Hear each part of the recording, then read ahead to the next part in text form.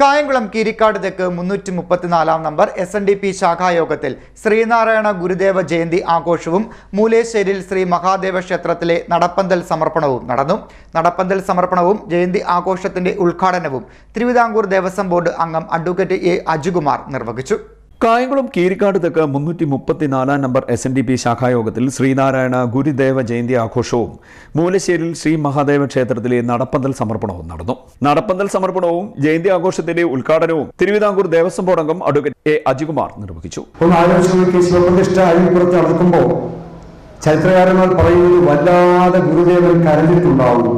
അന്ധകാലത്ത് ഇപ്പൊ നമ്മളിവിടെ വിളക്ക് കൊളുത്തി തമസോമ ജ്യോതിർഗമയ എന്നാണ്. ഇരുട്ടിൽ നിന്ന് വെളിച്ചത്തിലേക്ക് നമ്മുടെ എല്ലാം മനസ്സിൽ വെളിച്ചമുണ്ടാകാൻ ഗുരുദേവ ധർമ്മം പഠിക്കട്ടെ. എനിക്ക് ഗുരുദേവ ധർമ്മത്തെ പറ്റി ഒരുപാട് അറിയാവുന്ന ആളാണ്. ഞാൻ തെറ്റിദ്ധരിച്ചു പോയി. ദേവസ്വം ബോർഡ് മെമ്പറായതിനു ശേഷം ചെമ്പഴന്തി പോയപ്പോൾ കുറെ ഏറെ പുസ്തകങ്ങൾ തന്നു. മിക്കവാറും ദിവസങ്ങളെല്ലാം അത് വായിക്കുമ്പോഴാണ് അറിയുന്തോറും ഒരുപാട് അറിയേണ്ട മഹാഗുരുവാണ് ശ്രീനാരായണൻ എന്ന് മനസ്സിലാവുന്നത്. മഹാഗുരു ടാഗോർ പറഞ്ഞ ഒരുപാട് ഗുരുക്കന്മാരെ കണ്ടിട്ടുണ്ട്. വർക്കല ശിവയിൽ വന്ന ആ മഹാഗുരുവായ ഗുരുദേവനെ പോലെ ഒരു ഗുരുവിനെയും ഞാൻ കണ്ടിട്ടില്ല. സ്വാമി വിവേകാനന്ദനെ അടക്കം കണ്ടിട്ടുള്ള ആളാണ് രവീന്ദ്രനാഥ് ടാഗോർ. ഗീതാഞ്ജലി എഴുതിയ രവീന്ദ്രനാഥ് ടാഗോർ. നമ്മളൊന്ന് അറിഞ്ഞിരിക്കണം എന്ന് മാത്രമേ എനിക്ക് പറയാൻ ആഗ്രഹിക്കുന്നുള്ളൂ. സത്യത്തിൽ ഒരു തുള്ളി രക്തം ചീന്താതെ, രക്തരഹിത വിപ്ലവമൊക്കെ പറയുന്ന ഒരു തുള്ളി രക്തം ചീന്താതെ ഈ ജാത്യാചാരങ്ങളുടെ ഇരുണ്ട ഇടനാഴിയിൽ നിന്നും ഈ രാജ്യത്തെ കീഴാള വർഗത്തെ, നിസ്വവർഗത്തെ, ദളിതരെ ജീവിതത്തിന്റെ മുൻനിരയിൽ പിച്ചുവെച്ച് നടക്കാൻ, ചൂടുറപ്പിച്ച് നടക്കാൻ പഠിപ്പിച്ച മഹാഗുരുവാണ് ശ്രീനാരായണ ഗുരുദേവൻ. അദ്ദേഹത്തെ പറ്റി പഠിക്കണം. എനിക്ക് നിങ്ങളോട് പറയാനുള്ളത്, കഴിയുമെങ്കിൽ എല്ലാ മാസങ്ങളിലും ഒരു പ്രഭാഷണ പരമ്പര സംഘടിപ്പിക്കുക. ശ്രീനാരായണ ധർമ്മത്തിൽ അഗാധമായ പാണ്ഡിത്യം നേടിയ ഒട്ടേറെ മനുഷ്യരുണ്ട്. അവർ വന്നിവിടെ കാര്യങ്ങളെല്ലാം പഠിപ്പിക്കട്ടെ. ഇല്ലേ? അദ്ദേഹത്തിന്റെ പ്രസക്തി മനസ്സിലാക്കുമ്പോൾ അദ്ദേഹം ജീവിച്ചത് കാലഘട്ടത്തെ പറ്റി കൂടി നമ്മൾ പഠിക്കേണ്ടി വരും. സത്യത്തിൽ വൈക്കം സത്യാഗ്രഹങ്ങളോട് പ്രസംഗിച്ചു പോയത് കുഴപ്പം സിംഗം പാഠത്തിൽ ഓർത്ത് പ്രത്യേകം പറഞ്ഞിരിക്കുക. സത്യത്തിൽ വൈക്കം സത്യാഗ്രഹം എന്നൊക്കെ പറയുന്നത് പലപ്പോഴും ക്ഷേത്രത്തിൽ കുരങ്ങിന് കയറാം, മൃഗങ്ങൾക്ക് കയറാം, പക്ഷെ മനുഷ്യന് കയറാൻ പറ്റില്ല. സത്യത്തിൽ വൈക്കം സത്യാഗ്രഹം എന്ന് പറയുമ്പോൾ ക്ഷേത്രത്തിന് അകത്ത് കയറുക മാത്രമല്ല, അതിന് 4 അയലത്തുള്ള ആ വഴിയിൽ കൂടി പോലും യാത്ര ചെയ്യാൻ കഴിയാത്തൊരു അവസ്ഥ ഒന്ന് ആലോചിച്ച് നോക്കി. ശാഖായോഗം പ്രസിഡന്റ് G. ശിവപ്രസാദ് അധ്യക്ഷനായി. വളരെയേറെ അനിവാര്യമായ ഒരു കാര്യമായിരുന്നു എന്നുള്ളത് ഇവിടെ കൂടിയിരിക്കുന്ന നിങ്ങൾക്കെല്ലാവർക്കും, വിശേഷിച്ച് വനിതകൾക്കും അറിയാം.